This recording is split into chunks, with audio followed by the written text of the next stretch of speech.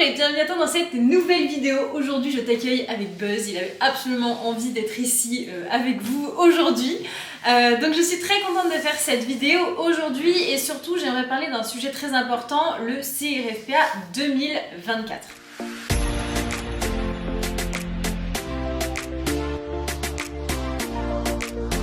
C'est vrai, j'ai passé l'examen du CRFPA en 2023 et j'ai créé là, en janvier un petit groupe de soutien spécialement dédié aux étudiants qui préparent l'examen du CRFPA afin de leur donner des petits conseils, les accompagner et puis créer voilà, un espèce de dynamisme sympa autour des révisions de cet examen. C'est un petit groupe qui est complètement gratuit que j'ai ouvert à une quarantaine d'étudiants et c'est très sympa, je leur donne rendez-vous notamment un dimanche soir sur deux sur Zoom voilà, pour échanger ensemble et c'est hyper sympa. Et la dernière fois, j'ai fait donc la première réunion et j'ai posé différentes questions aux étudiants au niveau de leur stress, de leurs angoisses, etc.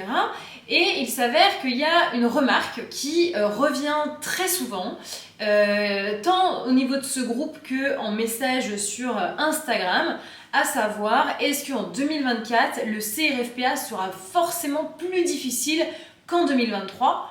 Puisque tu le sais, en 2023, le taux de réussite a été très bon dans de très nombreux IEJ. Alors c'est vrai, quand on regarde les statistiques, quand on regarde différents sites qui recensent le taux de réussite du CRFPA 2023, on peut vite se rendre compte que c'est vrai que c'est une année qui a été assez chouette pour les étudiants puisque le taux de réussite était assez bon.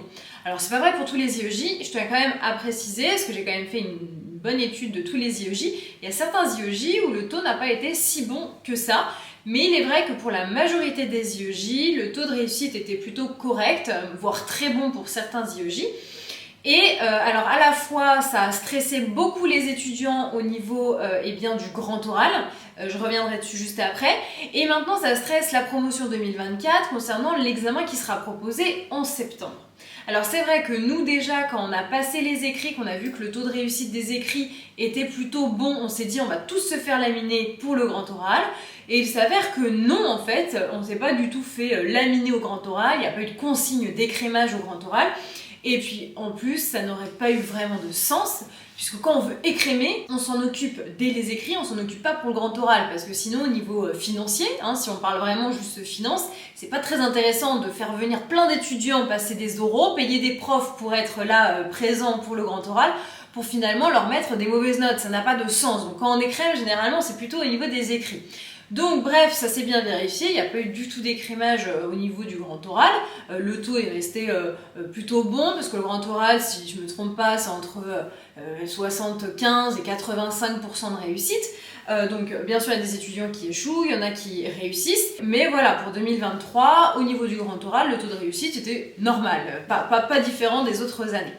Par contre, maintenant en 2024, il y a énormément d'étudiants qui m'écrivent en panique et qui me disent « Non mais moi, je peux pas le passer en 2024 » ou « Je le passe en 2024, c'est la panique à bord, on va se faire laminer puisque c'était l'année dernière, vous êtes tombé sur des sujets faciles et le taux de réussite il était excellent et tout le monde l'a eu, patati patata. » Alors j'ai pas mal de choses à dire en fait par rapport à tout ça. Déjà, c'est pas hyper agréable pour des étudiants qui ont réussi le CRFPA d'entendre dire que l'examen était facile et qu'on nous l'a donné parce que c'est pas vrai, enfin je trouve pas qu'on m'ait donné l'examen, donc ça c'est une première chose, une première petite réponse, mais voilà c'est pas très agréable parce qu'on a bossé à fond notre examen, on l'a eu, le taux de réussite était très bon. Bon, c'est pas de notre sort, mais je pense pas en tout cas avoir été surnotée. Concernant mes notes, j'ai eu les mêmes notes qu'en prépa, donc je pense pas avoir été surnotée pour l'examen 2023. Donc ça c'est une première chose. Une deuxième chose à dire, c'est que chaque année, il y a une rumeur sur le CRFPA. Chaque année, chaque promotion a une peur ou a l'impression que cette année ça sera plus difficile. Donc ça s'appelle les bruits de couloir, vraiment j'appelle ça comme ça. Donc pour notre année en 2023, il y avait un bruit de couloir, je vais vous le donner, c'était celui de cette année ils vont être super sévères, ça va être très difficile parce que maintenant c'est une nouvelle commission, on ne sait pas comment est-ce qu'elle note, on ne sait pas quel type de sujet ils vont nous donner, donc ça peut être vraiment très difficile, etc. comparé aux autres années. Bon, il s'avère que non, on n'est pas tombé sur une commission qui était là pour nous saccager. On a eu des sujets qui étaient des sujets de CRFPA, niveau CRFPA. On a été corrigé par des professeurs qui ont toute la capacité de nous corriger. Est-ce qu'il y a eu un message comme quoi il faut absolument que les étudiants valident cet examen? Je ne pense pas. Il n'y a pas d'intérêt de faire passer des gens qui n'ont pas le niveau. Je pense pas. Après, bon, je l'ai eu, donc forcément, je ne veux pas vous dire que je ne mérite pas d'être là où je suis. Mais en tout cas, je ne pense pas être illégitime à être là où je suis aujourd'hui au vu du travail que j'ai fourni et que les autres étudiants, évidemment, ont fourni aussi. Donc, bref, nous, on avait notre bruit de couloir de nouvelle commission, ça va être difficile. Et vous, 2024, votre petit bruit de couloir, ça va être, puisque l'année dernière, c'était facile, entre guillemets, cette année, ça sera difficile. Par rapport à ça, j'ai pas mal de petites choses à dire. Déjà, la notion de facile, elle est très subjective. Quand j'ai révisé mon CIRFPA 2023, je me suis entraînée avec les sujets qui étaient tombés en 2022. Évidemment, j'ai refait tous les sujets. Et comme par hasard, pour moi, le sujet 2022 était super facile. Et quand je suis sortie de mes écrits en 2023, je me suis dit, oh là là, c'était plus facile l'année dernière. Voilà, donc ça c'est toujours le ressenti qu'on peut avoir sur quelque chose. On a toujours l'impression que l'année d'avant c'était plus simple et que là, nous, ça sera plus difficile.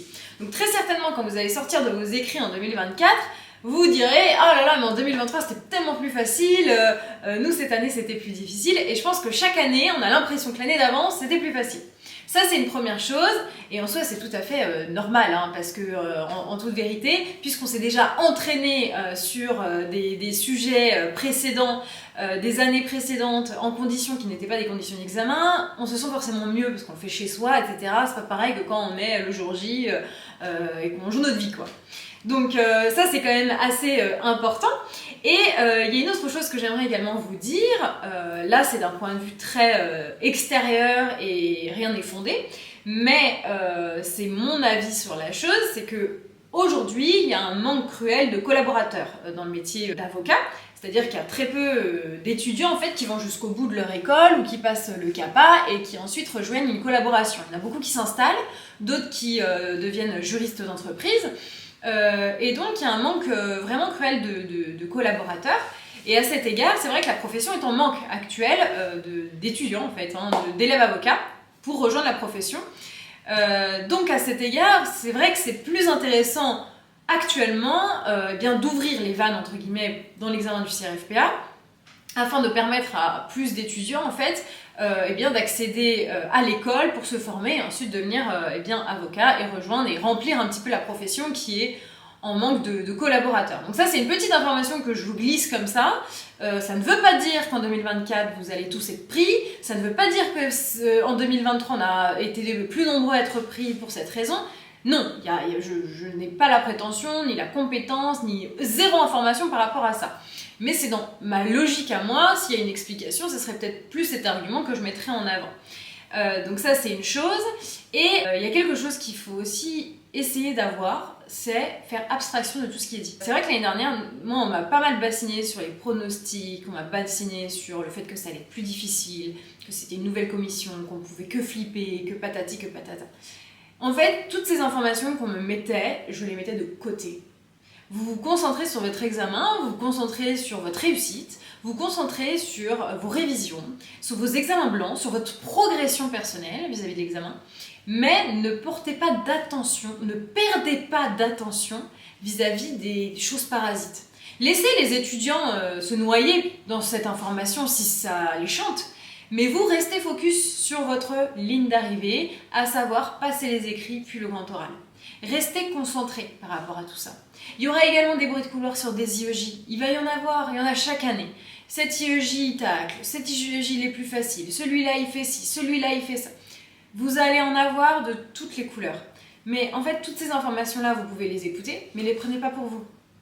Vous faites votre bonhomme de chemin, vous révisez, vous restez concentré, vous êtes sérieux. Et ce que vous recherchez avant tout, c'est pas de faire partie des 20% de l'IEJ patati patata, c'est vous de progresser. Et ça c'est super important à garder en tête. Cet examen écrème aussi beaucoup les étudiants qui se dispersent dans le « qu'en dira-t-on », dans les bruits de couloir, dans « je suis sûre que ça va tomber sur ça », et ben non, ça tombe pas toujours sur ça. Donc on révise le programme, on révise tout, on reste concentré et on décroche les écrits du CIRFPA. Donc voilà, concernant cette petite vidéo qui n'est pas très longue, mais concernant l'examen du CIRFPA 2024, j'insiste simplement sur le fait qu'on ne sait pas quel sujet vous aurez. On ne sait pas combien sera le taux de réussite. Et le taux de réussite de 2023 ne conditionne en rien votre réussite à l'examen du CRFPA 2024. En rien du tout. Et cessez de croire que aussi l'examen 2023 était plus facile, que le taux de réussite était bon dans tous les EUJ, parce que c'est pas forcément le cas. Et n'oubliez pas qu'il y a des étudiants qui ont passé l'examen en 2023 et qui l'ont pas eu. Bah, ces étudiants, ils sont pas nuls. Ces étudiants, ils sont pas demeurés, ils ont pas révisé. Non, ils ont échoué à cet examen. Mais je trouve que c'est pas forcément très sympa d'insister sur le fait que le taux de réussite était très bon parce que l'examen était facile. Parce que du coup, bah, ces étudiants, ils méritent pas d'être là, ils ont pas le... Enfin, je sais pas, c'est pas très cool en fait de leur dire « t'as loupé et en plus c'était facile ». Surtout que c'est pas forcément fondé parce que non, c'est pas particulièrement facile. Enfin voilà, vous verrez en 2024. Mais voilà, l'examen n'est pas un examen facile. C'est un examen qui est exigeant, qui demande de la rigueur, du travail et forcément qui vous mettra à l'épreuve. Voilà, donc sur ce, je vous souhaite à tous de bon courage dans vos révisions. Profitez de cette période, on est en janvier, donc vous avez encore le temps. Et puis, bon courage pour le CRFPA 2024.